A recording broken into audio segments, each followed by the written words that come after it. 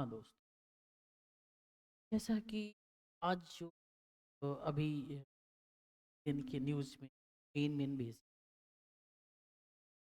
लगा कि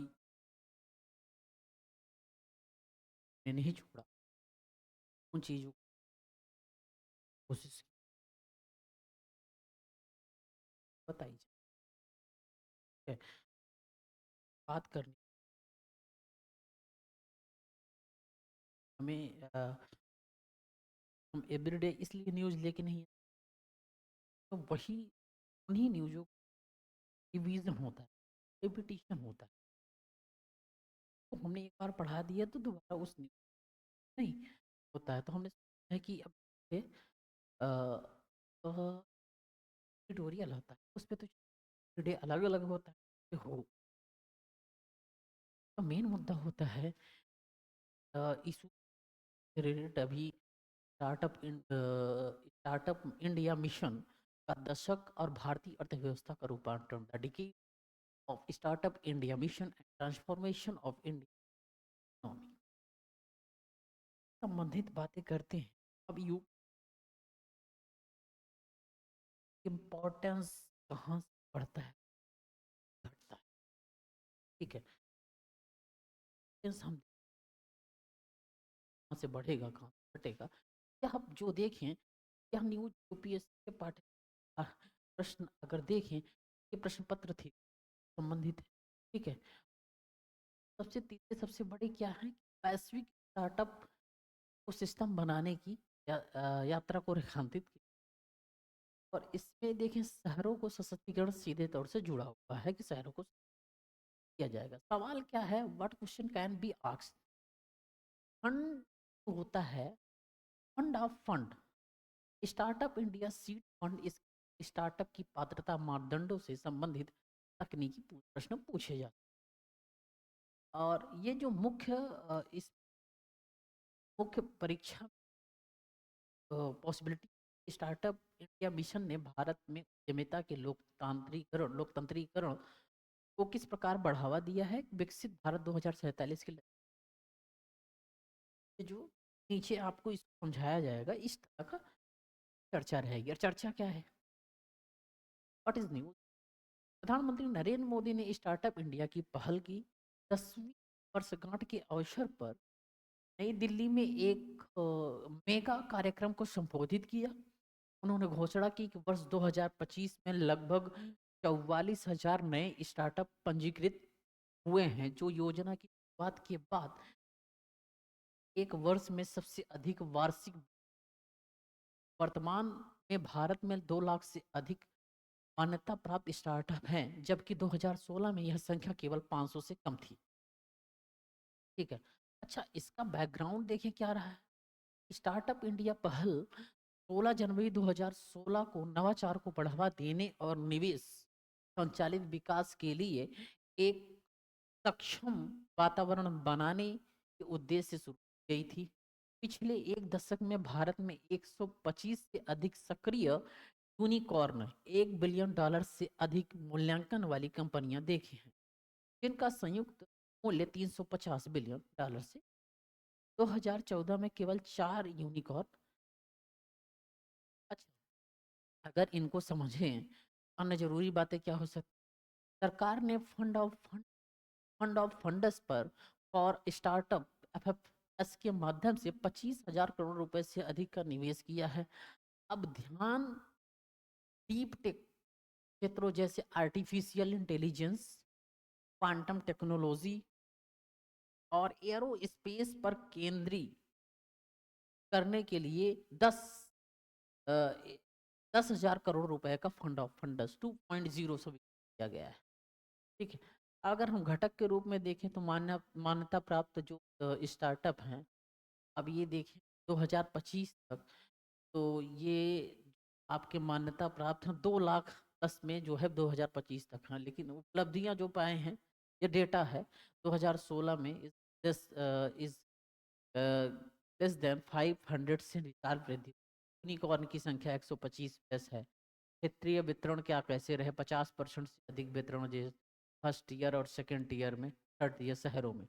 रोजगार सृजन कितना रहा, fund of funds 0.8 10,000 crore corpus रहा। डीप टेक एआई डिफेंस बस जरूरी सवाल जो इस पे बन सकते हैं। प्रारंभिक परीक्षा में इसमें क्वेश्चन आ सकते हैं। स्टार्टअप इंडिया मिशन के संदर्भ में निम्नलिखित कथनों पर विचार करें। भारत वर्तमान में दुनिया का सबसे सबसे बड़ा स्टार्टअप तकनीक परिस्थिति तंत्र है। Fund of funds for startups का प्रबंधन भारतीय लघु उद्योग विकास बैंक से द्वारा किया जाता है। टीयर 1 और टीयर 3 शहरों का भारतीय स्टार्टअप प्रदेश में 50% से अधिक योगदान है। अब का जो इसमें जो वो होगा ऑप्शन इंग्लिश में भी ऐसे दिया हूँ। अब इस कथन में अगर हम देखें कथन में कौन सी पॉसिबिलिटी बनती है आप करेंगे, ये क्वेश्चन आपके लिए था। मुख्य परीक्षा में कैसे क्वेश्चन जा सकते हैं। भारत का स्टार्टअप पारिस्थितिकी तंत्र केवल आर्थिक भारत का स्टार्टअप पारिस्थितिकी तंत्र केवल आर्थिक विकास का इंजन नहीं बल्कि यह एक सांस्कृतिक बदलाव का भी प्रतिनिधित्व करता है, जहां जोखिम लेने को अब स्वीकार और सम्मानित किया जाता है। कथन का परीक्षण। अब दूसरा जो बात हुई कि न्यायिक जवाबदेही और न्यायाधीश जांच अधिनियम 1968 अकाउंटेबिलिटी एक्ट जजेस इंक्वायरी एक्ट 1960। अब व्हाई इज इट इम्पोर्टेंट। यह समाचार मतलब जो आपके प्रश्न पत्र में आ सकते हैं और प्रश्न पत्र जो पेपर जो सेकंड पेपर में आ सकते हैं। अगर यहाँ से जो समाचार में अगर मुद्दा क्या रहा तो ये रहा। सर्वोच्च न्यायालय ने न्यायमूर्ति यशवंत वर्मा की उस याचिका को खारिज कर दिया जिसमें कि उन्होंने अपने निष्कासन के प्रस्ताव की जांच के लिए लोकसभा अध्यक्ष द्वारा गठित एक समिति जो को वैधता को चुनौती दी। न्यायालय ने कहा न्यायाधीशों के लिए संवैधानिक सुरक्षा का उपाय निष्कासन प्रक्रिया को पंगु नहीं बना सकते। न्यायमूर्ति वर्मा पर उनके आधिकारिक आवास पर लगी आग के बाद भारी मात्रा में अर्धजली मुद्रा मिलने के कारण दुर्व्यवहार के आरोप है। ठीक है। अच्छा, अगर हम बैकग्राउंड देखें किससे संबंधित है। संविधान के अनुच्छेद 124(4) और 218 के तहत सर्वोच्च न्यायालय और उच्च न्यायालय के न्यायाधीशों केवल सिद्ध दुर्व्यवहार या अक्षमता के आधार पर हटाया जा सकता है। न्यायाधीश अधिनियम 1968 इस प्रक्रिया को विनियमित करता है। केवल लोकसभा के 100 सदस्यों व राज्यसभा के 50 सदस्यों अक्षर वाला नोटिस आवश्यक हो। Under the article 124 of and 218, the Constitution Court and High Court judges can only be removed on the grounds of proved misbehavior or incapability. Judges Inquiry Act 1960 Act regulate this procedure, requiring a notice signed by 100 Lok Sabha members or 50 Rajya Sabha। अब अन्य जरूरी बातें जो समझने न्यायालय ने अगर हम देखें तो न्यायालय ने स्पष्ट किया यदि एक सदन ने प्रस्ताव खारिज कर दिया तो दूसरी जो सदन है कानून के अनुसार आगे बढ़ने के लिए स्वतंत्र है। जांच समिति के 3 सदस्य होते हैं, एक कोर्ट का न्यायाधीश, एक उच्च न्यायालय का मुख्य न्यायाधीश और एक प्रतिष्ठित विधिवेत्ता होता। ठीक है। हाई कोर्ट सुप्रीम कोर्ट और एक जो है डिस्टिंग्विश्ड जूरिस्ट होता। इस समिति में जो है एक मेंबर होंगे मुख्य न्यायाधीश और उच्च न्यायालय के 2 मेंबर और 3 मेंबर जो होंगे। तो कुल मिला के जो भूमिका इनकी होगी न्यायिक दृष्टिकोण कानून की व्याख्या क्या है ये बताएंगे, न्यायालय के कार्यप्रणाली का अनुभव क्या होगा इसके विषय बताएंगे, अकादमिक कानूनी विशेषता क्या है ये क्या बताएंगे। अब वहीं पर इनसे संबंधित जो प्रश्न पूछे जा सकते हैं। न्यायाधीश अधिनियम 1968 के तहत गठित जांच समिति के निष्कर्षों के संबंध में निम्नलिखित में कौन सा कथन सत्य है। यदि समिति न्यायाधीश को नहीं पाती तो और कदम नहीं उठाया जाता है। यदि दूसरा यदि समिति न्यायाधीश को पाती है तो संसद के दोनों प्रस्ताव और बहस और मतदान होता है। ठीक है।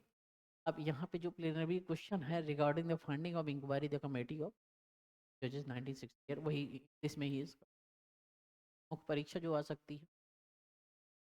न्यायिक स्वतंत्रता के लिए कड़े निष्कासन मानदंड आवश्यक हैं, लेकिन वे न्यायिक भ्रष्टाचार के लिए कवच नहीं बनने चाहिए। हाल के घटनाक्रमों के संदर्भ में इस कथन का करें। अब वहीं दल बदल पे बात हुई।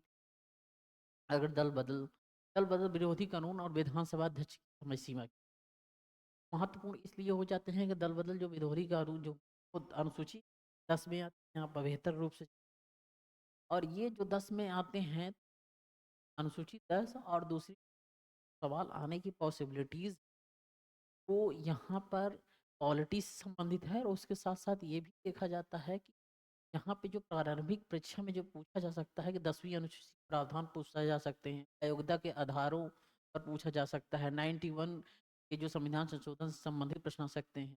ठीक है, तो पे बातें अब मुख्य परीक्षा में जो जा सकती हैं। अब समाचार मुख्य परीक्षा में जो मुख्य मुद्दे होते हैं कि पूछ लिया कि क्या अध्यक्ष के पास अयोग्यता याचिकाओं पर निर्णय लेने की असीमित समय सीमा होनी चाहिए, सर्वोच्च न्यायालय के हालिया निर्देशों पर लोगों की चर्चा की।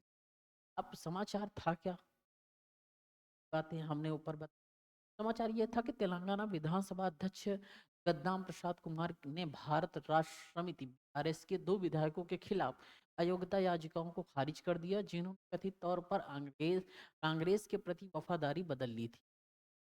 दूसरी ओर सर्वोच्च न्यायालय ने मुकुल राय को अयोग्य ठहराने के कलकत्ता उच्च न्यायालय के आदेश पर रोक लगा दी, और यह कहते हुए कि एआई के युग में किसी का भी चेहरा वीडियो में इस्तेमाल किया जाए।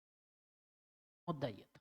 ठीक है, मुद्दा उन्होंने जो उठाया था कि तेलंगाना विधानसभा था, तो वो जो उन्होंने कहा कि विधायकों के खिलाफ जो अयोग्यता याचिका लाई जा रही है, वो कथित तौर पर वफादारी बदल ली थी।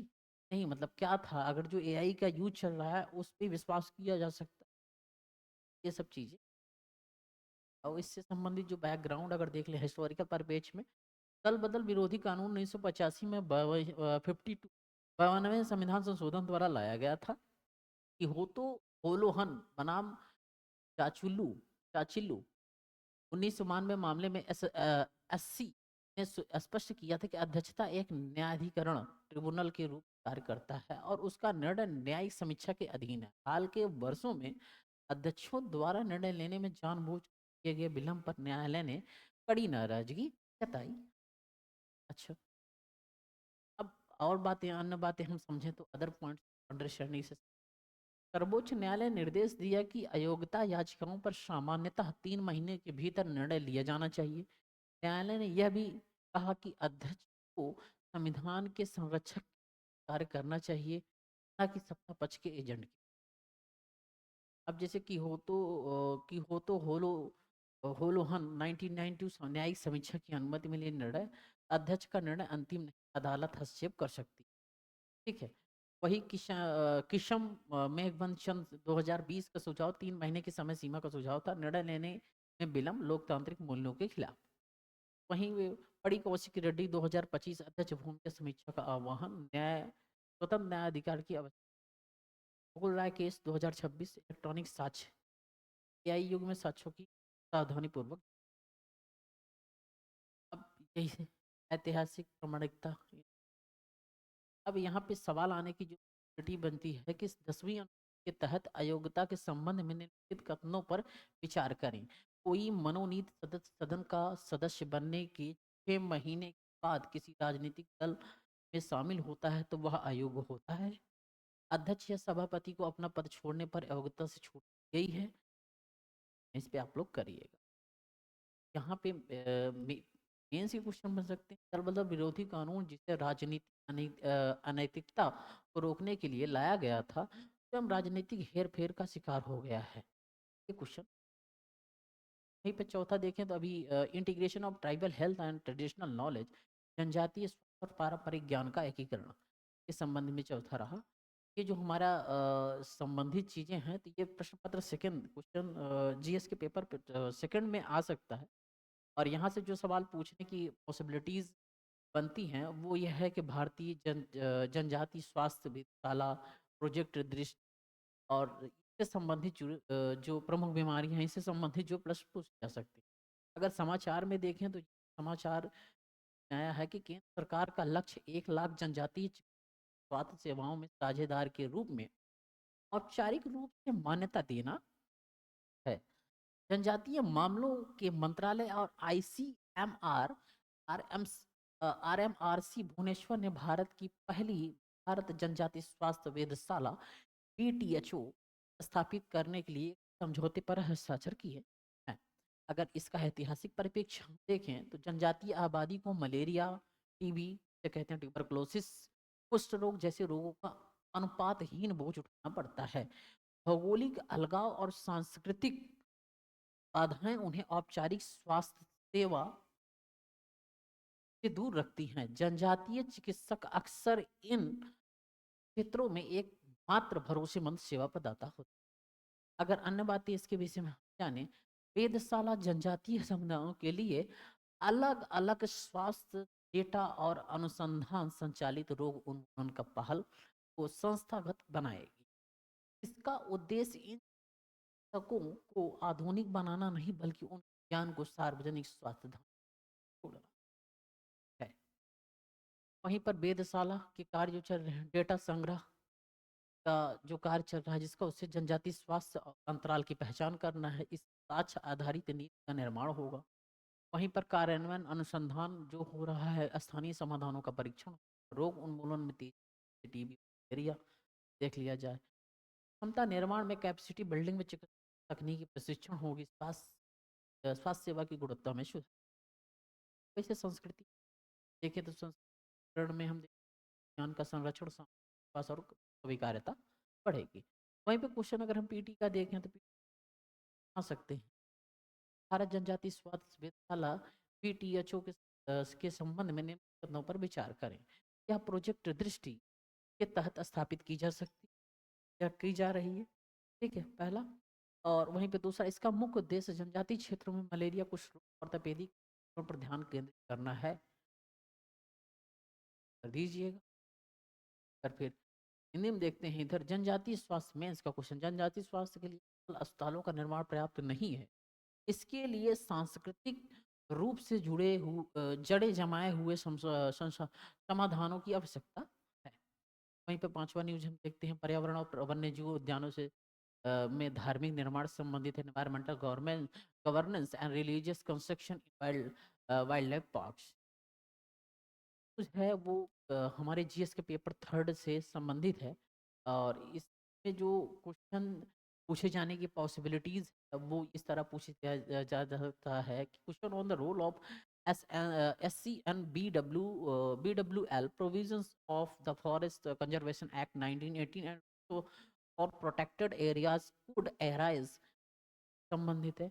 और अगर हम यहीं पे देखें का जो समाचार का क्या समाचार रहा, क्या मुख्य बिंदु रहे, तो वो पर्यावरण मंत्रालय की विशेष विशेष संस्था ने वन्य जीव अभ्यारण्यों के भीतर धार्मिक संरचनाओं के लिए भूमि को उपयोग के संबंध में नए दिशा निर्देश तैयार किए हैं। दिशा निर्देशों के अनुसार 1980 के बाद वन भूमि पर किए गए किसी भी निर्माण को अतिक्रमण माना जाएगा। यह निर्णय गुजरात के बलराम अंबा वन्य जीव अभ्यारण्य के एक मामले के बाद लिया गया है, ठीक है। अब जब ये निर्णय लिया गया, इससे ये हुआ, इसकी ऐतिहासिक परिप्रेक्ष्य भी जुड़े होंगे। जुलाई 2024 में SCN-BWL बलराम अंबा जी ने 0.35 हेक्टेयर भूमि उपयोग को मंजूरी दी, लेकिन बाद में अधिकारों को स्पष्ट रिकॉर्ड न होने के कारण इसे रद्द कर दिया गया। भारत के वन संरक्षण अधिनियम 1979 के अनुसार किसी गैर वानिकी कार्य के लिए केंद्र अनुमति आवश्यक है। अगर हम अन्य पक्ष देखें तो निर्देशों में असाधारण मामलों के लिए खिड़की छोड़ी गई है, ठीक है, जहां राज्य सरकार उचित दस्तावेज प्रस्तुत करती है। विस्तार की अनुमति केवल तभी की जाएगी जब यह पारिस्थितिक संघर्ष कम करने या सार्वजनिक उपयोगिता के प्रबंधन के लिए आवश्यक। अगर गाइडलाइंस देखें, जैसे 1980 का कट ऑफ, 1980 कट ऑफ देखें तो इसके बाद का निर्माण अवैध रहा। का महत्व क्या रहा कि वन संरक्षण अधिनियम के साथ संरेखण, ठीक है। राज्य की भूमिका स्टेट देखें तो उचित और औचित्य देश अवयव से संबंधित रहा, ये गाइडलाइन में रहा। अगर इससे संबंधित जो जरूरी सवाल पूछे जा सकते हैं वो ये है, प्रारंभिक परीक्षा में जो निम्नलिखित में से कौन सी संस्था भारत में वन्य जीव अभयारण्यों के भीतर भूमि उपयोग के परिवर्तन की सिफारिश करने के लिए सर्वोच्च निकाय है? केंद्रीय प्रदूषण नियंत्रण बोर्ड, किसी सेंट्रल पॉल्यूशन कंट्रोल बोर्ड, राष्ट्रीय वन्य जीव अभ्यारण्य की अस्थायी समिति, वन सलाहकार समिति, राष्ट्रीय हरित न्यायाधिकरण। अब जो पीएम थे तो ये और वंश के क्वेश्चन इसमें कैसे आ सकते हैं? regularizing religious claims on forest land poses as risk of environmental degradation discussed। वन भूमि पर धार्मिक दबावों को नियमित करने से वृद्धिशील क्षरण का खतरा पैदा होता है। न्यूज नंबर हम देख, अंतरराष्ट्रीय संबंध और रणनीतिक स्वायत्तता, international relation and strategic autonomy. अब ये न्यूज में क्यों रहा? पेपर नंबर जीएस के सेकंड पेपर से संबंधित है। वहीं पर अगर हम देखें इसमें अगर पीटी से संबंधित बन सकते हैं तो जैसे चाबहार पोर्ट, वेनेजुएला तेल संकट, अमेरिकी प्रतिबंध, काटसा संबंधित प्रश्न आ सकते हैं। ठीक है। मुख्य परीक्षा, क्या वैश्विक दबावों के बीच भारत अपनी रणनीतिक स्वायत्तता बनाए रखने में सफल रहा है? ईरान और वेनेजुएला के संदर्भ में विश्लेषण करें। इस टाइप के यहाँ पे न्यूज से समझ आ सकते हैं। कुछ क्या है इसके विषय? अमेरिकी प्रशासन द्वारा ईरान और वेनेजुएला के खिलाफ बढ़ते प्रतिबंधों के बावजूद भारत ने प्रतिक्रिया दी है। अमेरिका भारत पर चाबहार बंदरगाह पर परिचालन बंद करने का दबाव बना रहा है। इस बीच भारत ने गणतंत्र दिवस 2026 के लिए यूरोपीय संघ के प्रमुखों को आमंत्रित किया, और जो भारत यूरोपीय संघ के बीच एक महासमझौता एफटीए की समझौता को दर्शाता है। ऐतिहासिक परिप्रेक्ष्य देखें, 2019 में भारत ने अमेरिकी दबाव में ईरानी तेल खरीदना बंद कर दिया, जिससे उस ऊर्जा सुरक्षा और चाबहार जैसे रणनीतिक निवेश प्रभावित हुए। वेनेजुएला में भी अमेरिकी हस्तक्षेप और वहां के राष्ट्रपति की अपहरण जैसी घटनाओं ने अंतरराष्ट्रीय कानून के सिद्धांतों पर सवाल उठाए हैं। ठीक है। अगर हम दूसरी बातें इससे समझने के अदर पॉइंट्स अगर हम इससे संबंधित देखें तो भारत की प्रतिक्रिया रणनीतिक चुप्पी की है, क्योंकि वह अमेरिका के साथ अपने उच्च तकनीक और व्यापारिक संबंधों जैसे पैक्स सिलिका को खतरे में नहीं डालना चाहता। हालांकि विशेषज्ञों का मानना है कि केवल स्वायत्तता का दावा ही भारत के दीर्घकालिक हितों की रक्षा कर सकता है। ठीक है। वहीं पर एरिया अगर हम देख लें क्या क्या कहाँ कौन सी एरिया है, क्या चुनौती थी, क्या अपॉर्चुनिटी। ऊर्जा सुरक्षा में देखें तो ईरान और वेनेजुएला पर प्रतिबंध की चुनौती का सामना हुआ। अगर अवसर देखें तो तेल आयात का विविधीकरण, रणनीतिक निवेश का चाबहार पोर्ट पर दबाव, ठीक है, मध्य एशिया के लिए वैकल्पिक मार्ग। वहीं पे देखिए व्यापार वार्ता, भारत यूएस व्यापार समझौता। अब आगे है ऐसे ही एरिया में हम देखें तो वैश्विक प्रतिष्ठा, ठीक है।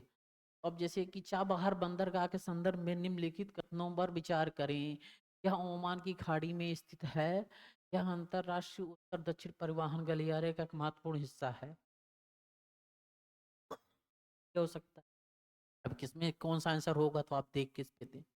ठीक है। अब वहीं पर अगर मेंस के क्वेश्चन देखें तो strategic autonomy rather than the appeasement can be better secure India's national interest। Comment, तुष्टीकरण के बजाय रणनीतिक स्वायत्तता भारत के राष्ट्रीय हितों को बेहतर ढंग से सुरक्षित कर सकती है। टिप्पणी करें।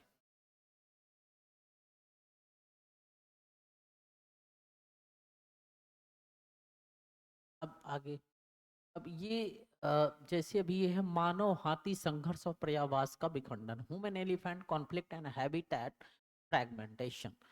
अब अगर हम देखें तो इसमें संबंधित जो महत्वपूर्ण पक्ष हैं ये प्रश्न पत्र 3 से संबंधित हैं। यहाँ पे जो प्रश्न पूछे जाने की संभावना होती है एनवायरमेंटल एंड डिजास्टर मैनेजमेंट से ज़्यादा संबंधित है। जैसे कि आप देख लें project elephant, Singhbhum elephant reserve and elephant corridors could arise, यहाँ से क्वेश्चन आने की पॉसिबिलिटीज है। अगर वहीं मुख्य परीक्षा में देखें तो analyse the ecological and economic factors behind the rising cases of human elephant conflict in Jharkhand.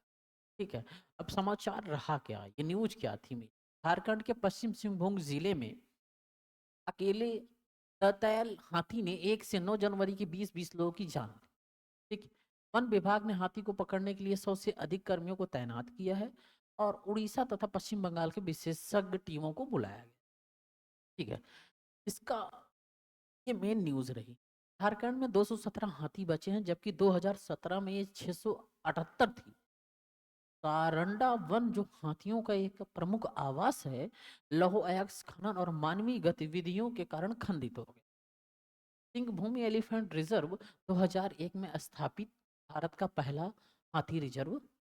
ठीक, समझाने के लिए अगर अन्य बातें हम देखें आपको, तो हथियारों के व्यवहार में बदलाव का कारण उनके आवास का विनाश और उनका अपने झुंड से अलग होना है।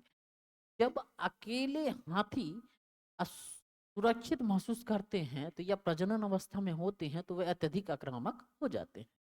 अगर हम इनमें देखें संघर्ष के कारक क्या हैं, इम्पैक्ट क्या है, सुझाव क्या दिए गए हैं, तो अब देखें लौह अयस्क का खनन, पर्यावरण का विखंडन हो गया, हरित गलियारों का निर्माण हुआ, फसल विनाश हुई तो आर्थिक हानि हुई, त्वरित मुआवजा प्रणाली, फिर उसके बाद मानवीय अतिक्रमण हुआ तो हाथियों के मार्ग में अवरोध हुआ तो संरक्षित क्षेत्रों की कड़ाई में परिवर्तन हो गया।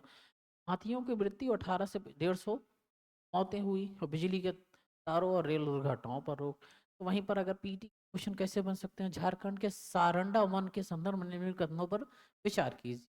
अब इनमें से बताइए, यह एशिया का सबसे बड़ा शॉल वनों में से एक है या सघन लौह अयस्क भंडार के लिए जाना जाता है, इसमें ये बताना है आपको।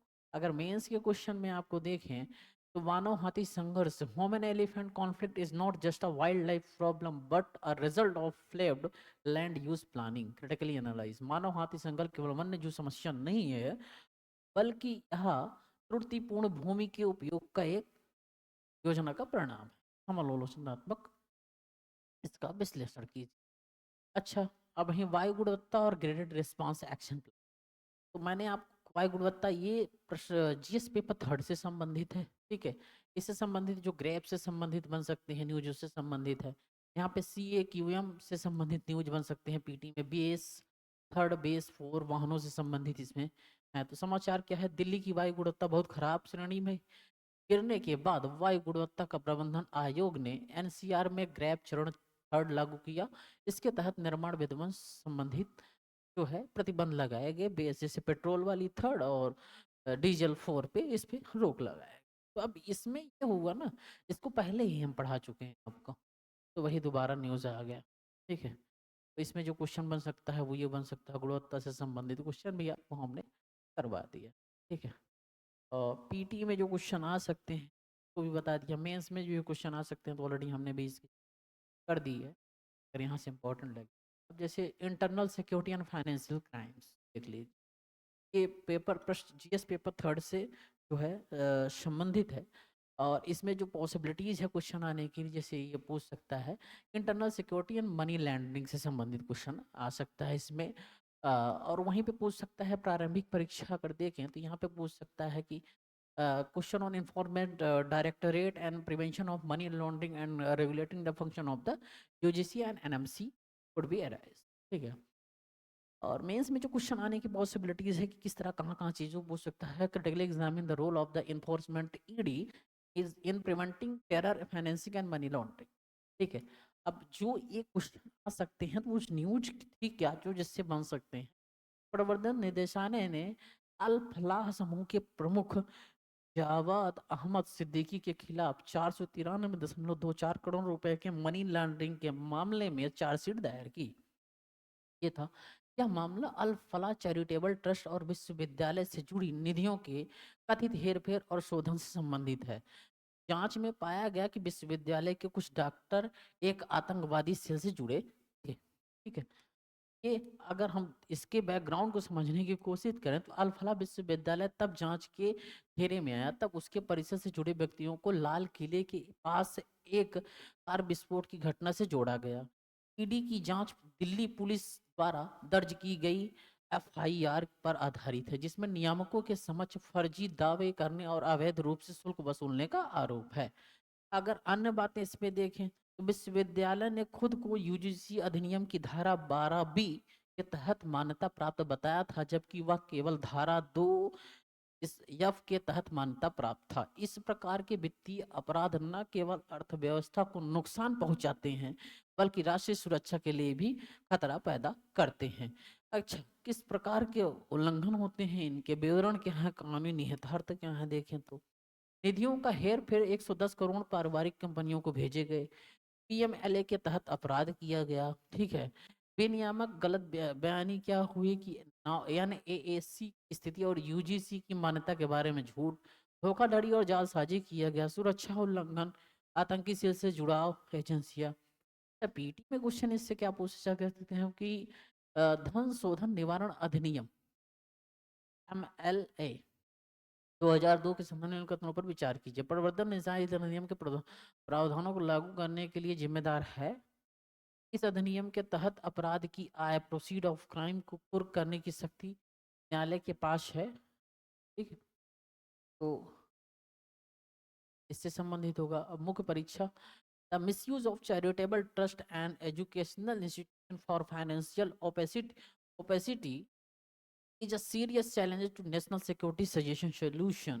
चैरिटेबल ट्रस्टों और शैक्षणिक संस्थानों का वित्तीय अपारदर्शिता के लिए दुरुपयोग राष्ट्रीय सुरक्षा एक गंभीर चुनौती है, समाधान सुझाइए। ठीक है, अब इस पे जो यह प्रतिवेदन 17 जनवरी 2026 के समाचारों का एक समग्र, तो ये आप देखेंगे इन सब चीजों से संबंधित न्यूज। ठीक है, थैंक यू।